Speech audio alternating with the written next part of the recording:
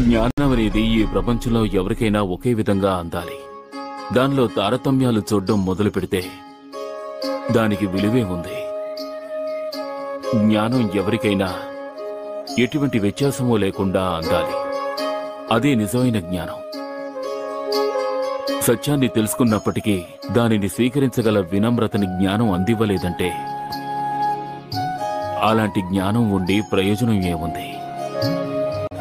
అసత్యం ద్వారా లోకుల్ని సత్యానికి దూరంగా ఉంచితే అది సమాజ సేవ కాదు, మనం ఈ సమాజం పట్ల చేసే పెద్ద ద్రోహం. మన లాభం కోసం ప్రజల్ని స్వార్థపరులుగా మార్చడం పెద్ద పాపం అవుతుంది. ఇతరుల్ని అర్థం చేసుకోవడానికి ముందు మనం సత్యాన్ని గ్రహించాలి, స్వీకరించాలి.